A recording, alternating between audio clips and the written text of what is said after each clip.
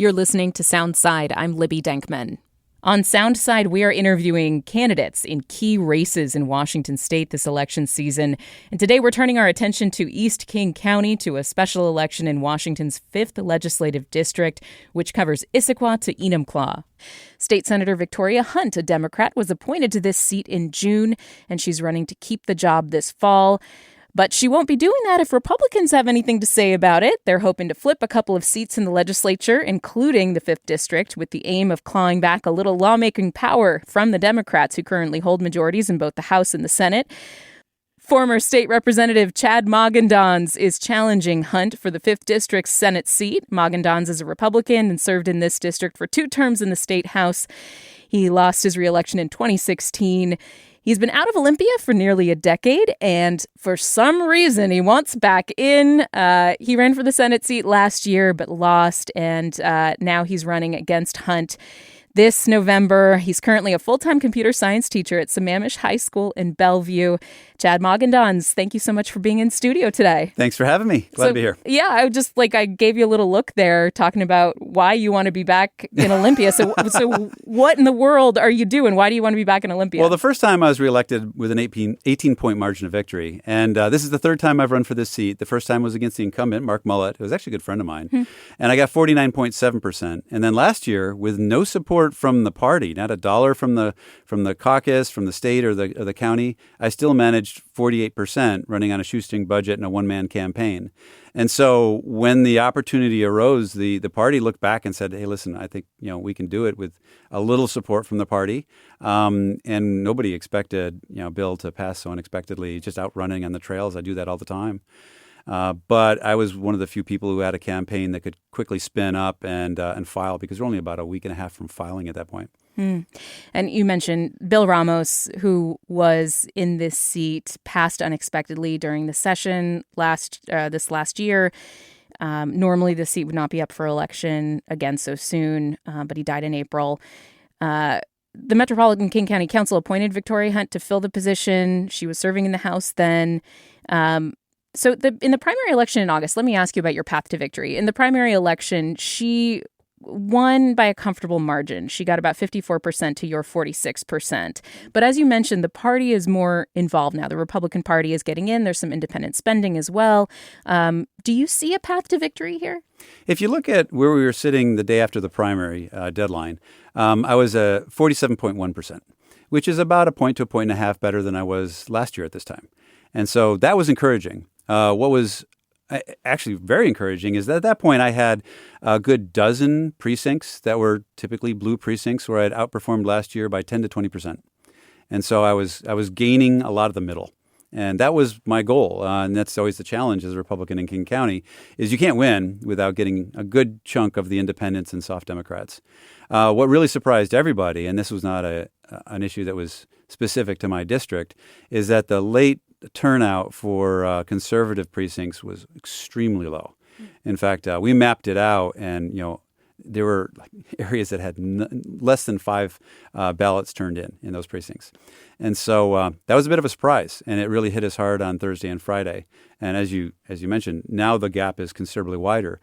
And so this is a statewide issue for the Republican Party right now. Engaging people on midterm elections is hard enough, but on an odd-year election where you've only got really 2 special Senate elections in play, a lot of people who are really motivated for a presidential election just aren't engaging this year. And so they have a challenge. And a lot of the money that was supporting us in independent expenditures has been redirected into turnout for the general. That's interesting. I'd love to hear when if you win this election, get back into the legislature, in this case in the Senate seat, what is the first piece of legislation that you'd want to work on? Well, the first thing that's not even a piece of legislation is breaking the supermajority in the Senate. Because, as you mentioned, the Democrats have a majority in both chambers, but they actually have a 3/5 supermajority in both chambers. So they don't even need a single Republican vote to pass bonds.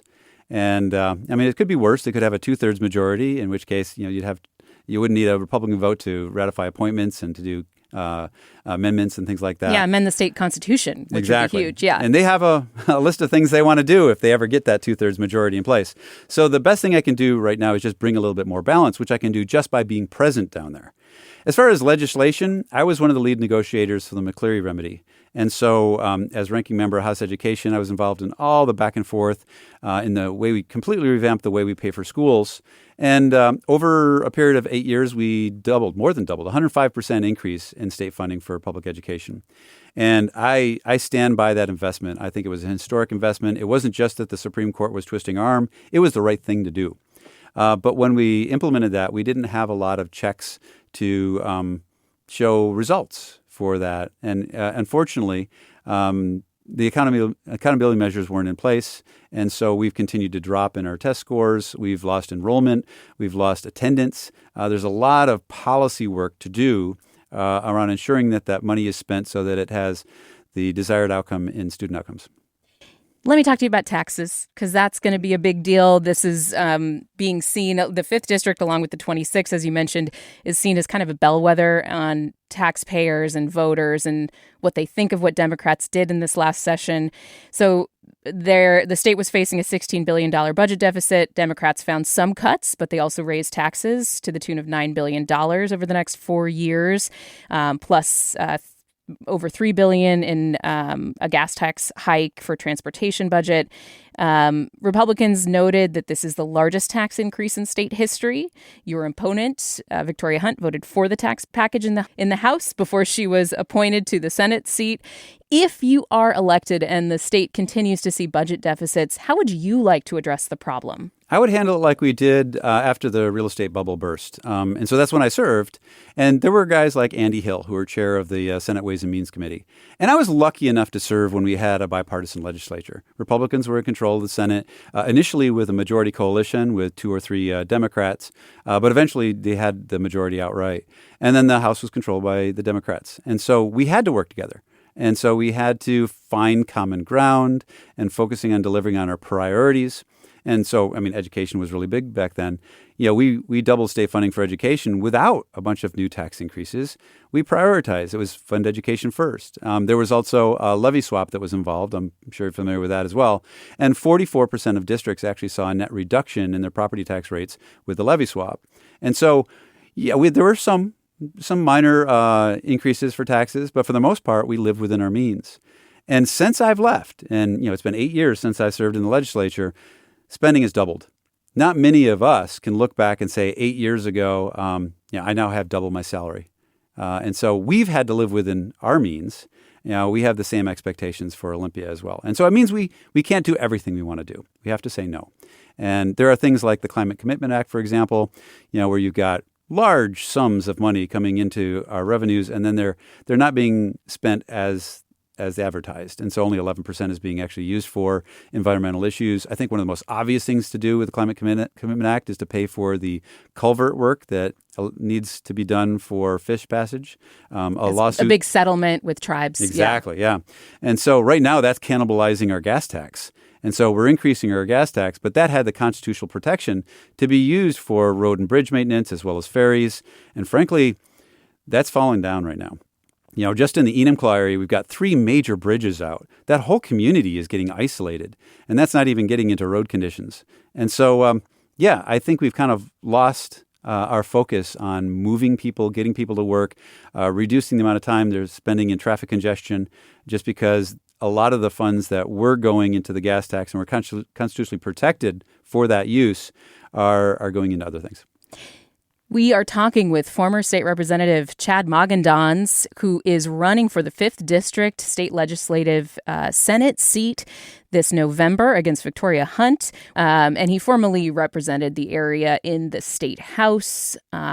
Chad, so we asked our Soundside Text Club about your race, and one person wrote in and really kind of crystallized the issue of affordability as, so many people are concerned about this, but this person who wrote in kind of captured it by saying, inflation and dwindling public resources leave us working class people and the poor completely ruined. The cost of food in rural areas is way higher now, this person texts in, which just crushes us financially. Some of your district is functionally a Seattle suburb, some is more rural. Are there specific proposals that you are hoping to bring to the legislature when it comes to affordability and the cost of living? Well, one of the first things I would do is I would stop putting all these new taxes on our businesses because they have to pass down those costs to us. You mentioned earlier $9.4 billion in new taxes in the operating budget, $3.2 billion in the transportation budget. Just looking at transportation right now, we are now the most expensive gas in the nation. And man, we all feel that, right? Especially low-income workers. And in rural areas where they're driving further, that hits hard. And so, and we're not even thinking about like the sales tax increases that were authorized to be approved by cities and counties councilmatically without a vote of the people. That's another $2 billion in new taxes. And so we're just starting to see all these new taxes start to trickle down. And that's why Seattle has the highest CPI in the nation right now for any major metropolitan area. We're driving up the cost of doing business, which is driving up the cost of the goods that the businesses sell. So that's the first thing I would do is try not to hide our new taxes by pummeling businesses. The other thing, too, is a lot of our businesses in the state, we have the most tech-dependent workforce in the nation right now. Approximately 10% of our workforce is in tech. And if you look at companies like Microsoft and Amazon and Google and Meta, Amazon's a great example. The payroll tax in Seattle forced Amazon to pick up and move about 20,000 jobs to Bellevue, which, working in Bellevue, we were thrilled at that. But the jumpstart tax. Yeah. Yeah. Exactly. I haven't seen that number, but go ahead. So the making that statewide, which was proposed last year, raised a lot of eyebrows, particularly in the tech sector, because the tech sector is fairly mobile. It's all about office space for them. It's not like they're Boeing and they've laid down a whole bunch of industrial hardware and capital that they have to keep in one location. And so, Amazon could pick up and move to Alexandria just as easily. And so there was a roundtable letter that was written from Microsoft. Actually, Brad Smith authored it. But it's from the Microsofts and the Amazons and the Boeings saying, hey, listen, you're killing the golden goose here. We are known for being a tech hub. We want to maintain an environment that's friendly to that. And we want new businesses to be moving up here, the next generation, the open AIs and folks like that. We're getting a resurgence in nuclear, for example. I was a nuclear submarine officer, but you're seeing a lot of fission and fusion-based nuclear plants that are being founded here.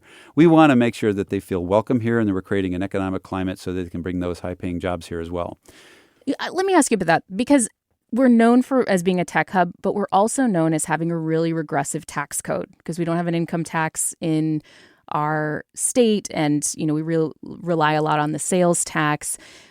This was a big point of contention when we went back and forth about the capital gains tax in this last round of voter initiative debates. I mean, is there a way to address affordability when you're not willing to touch the tax code in this state, do you think? I think it goes to the economic climate, and so it's really hard to avoid conversations about taxes. One of the new taxes that was proposed this legislative session was a wealth tax. And I think on the surface, a lot of people, including Republicans like myself, are open to the idea of a wealth tax. But the problem is that it's always additive. We're adding new taxes on top of old taxes. If it were a trade, so we were taking regressive taxes and trading them for a wealth tax, I think people would be more willing to have that conversation, but we have to build up some trust with government right now, and I don't think that exists yet. No, I don't think. I do not think there's a lot of trust. But the advantage of a wealth tax is that constitutionally, if you look at the Constitution, it talks about tangible property and intangible property. There is already a provision in the Constitution for a wealth tax. It would be in investments in intangible properties like that. We've just ignored that for now. But we wouldn't have to have a constitutional change, which arguably you would have for a progressive income tax. Yeah. Talk like that is why you get labeled a moderate in some circles, and maybe why certain parts of your party, didn't support in your last election. Well, I have the most independent voting record in the 5th District, going all the way back to when they first started publishing results in 1991, and I'm running against my opponent who has the most partisan voting record in that time frame. We'll be talking with her also tomorrow on the show. So really quickly, before we go, because you are also a teacher, we want to talk education policy. You've described yourself as a strong supporter of parental rights. Yes. And sometimes I think because that's become a really loaded term in politics right now, especially when we talk about the debate over the Parents' Bill of Rights that was passed into law and then amended by the Democrats earlier this year. This idea about what parental rights are available in schools, what kind of records can be accessed by parents. This has been hotly debated right now in our political sphere. So can you explain to people who maybe don't know what you mean when you say parental rights? What are you actually talking about? What do you advocate for? I'm all about full transparency into public education. When parents pack their kids up on the bus and send them to our schools, into my classroom, I want them to know exactly what they're being taught, exactly the conditions that they're seeing, any kind of social pressures, things like that.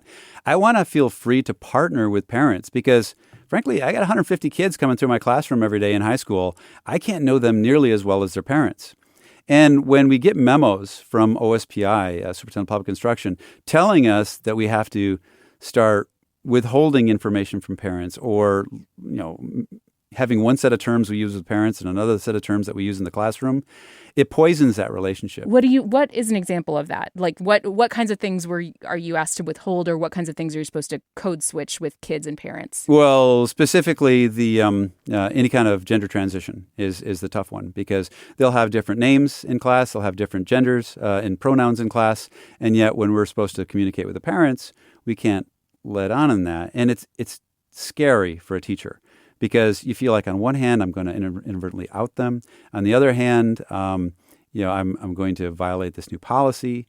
And so what I see more and more is that teachers just aren't communicating with parents, especially for the kids who need that the most, right? And so that level of transparency, what's going on in girls' sports is another issue. What's going on in the locker rooms and the bathrooms as well.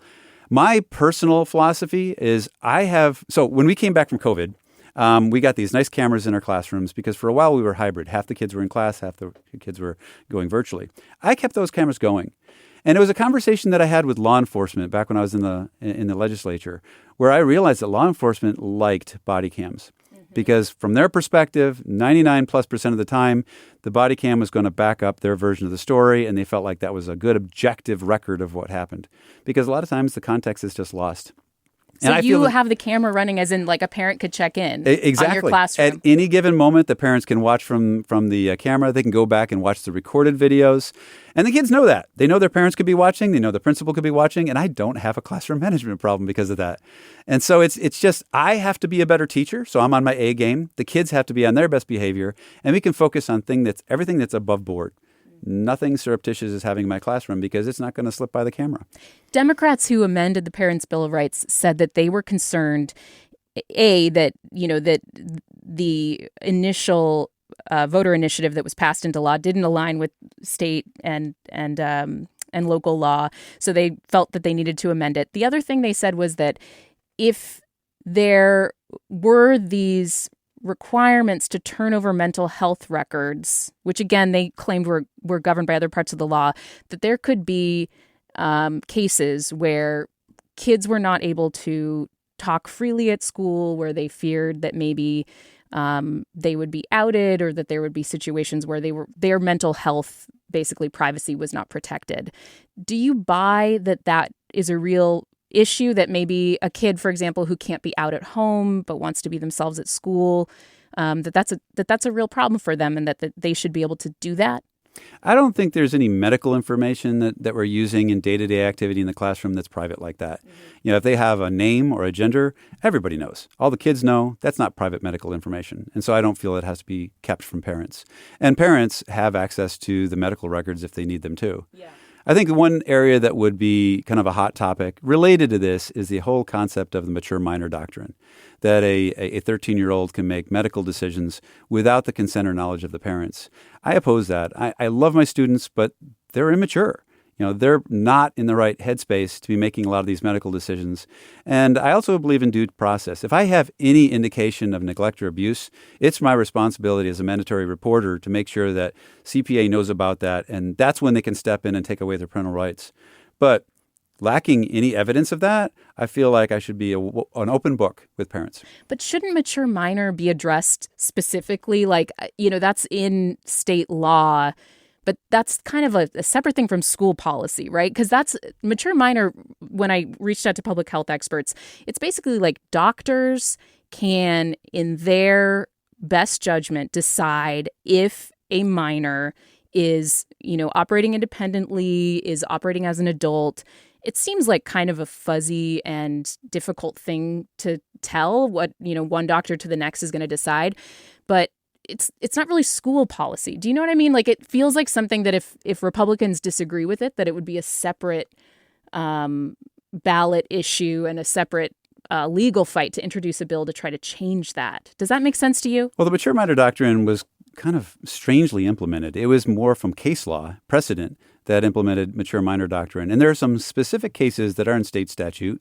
And the one that leaps to mind is abortions. Okay. And so we have specific laws that say that the kids, even if they're minor, can make that decision for themselves. And they don't have to notify their parents. They don't have to notify the parents. Birth control, abortions, certain things like that. That's in law. And if we wanted to change that, we should change the law. Yeah. But that's not what many Republicans point to, which is, access to hormone replacement therapy, things, puberty blockers, that kind of thing is not, part of that state law. Yeah, and I need parental permission to give them an aspirin, right? And so it seems very inconsistent that they can do these things that actually have long-term effects on their body, and it could potentially even sterilize them without the knowledge or consent of their parents. And so I think we need to reconcile that. I will say, when I did reach out to public health experts, they said that this mature minor law, it's mostly used in cases of like getting the HPV vaccine, things that are not the public health folks I reached out to said it's extremely rare for it to be used in a hormone replacement therapy, that this would be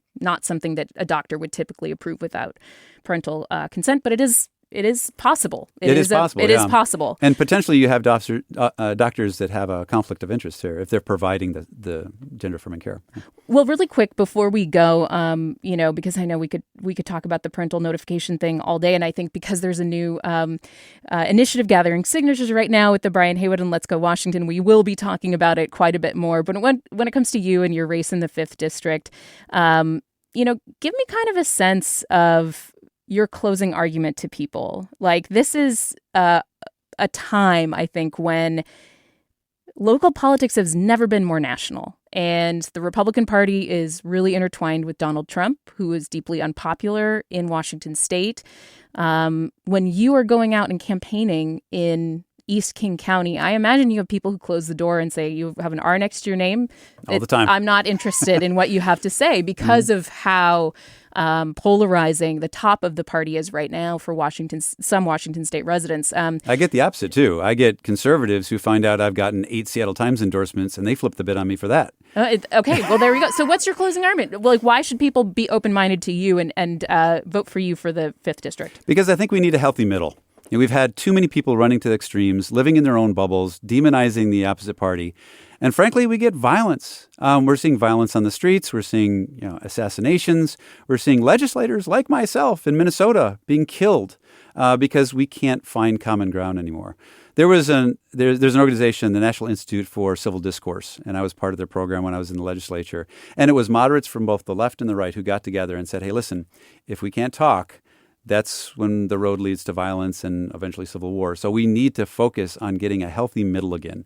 Folks like me, folks like Mark Mullet, there are good moderates on both sides of the aisle, and we need them down in Olympia because they're very powerful together. We called ourselves jokingly the Roadkill Caucus, right? Because we're getting hit from both sides. Roadkill Caucus. Yes. I didn't realize that. You're in the Roadkill You hit from both sides, right? Yeah. There are very few, arguably none of them left at this point. And so my first goal when I get down to Olympia is to rebuild the Roadkill Caucus, because that's where we do the real work of politics, finding that common ground, building consensus, building coalitions. And it was hard. It takes longer. Like, I did 4 legislative sessions, but I actually had 6 special sessions when I was down there. We had to go back and tweak things and, work out nuances of the budget. But those budgets were passing with over 90% support. And that's where we need to get back to. Chad Magendanz is running for the state Senate seat in the 5th District in East King County. He's a former state representative, and he's a teacher, and he is running against the current Senator, Victoria Hunt, whom we will be talking with tomorrow on the show. Chad Magendanz, thank you so much. My pleasure. Thanks for listening to Soundside. This show is only possible because listeners support us. If you're able to give right now, please check out the show notes for a link to donate. And don't forget, you can listen live on KUOW 94.9 FM Seattle at noon and 8 p.m., Monday through Thursday, or anytime online at KUOW.org.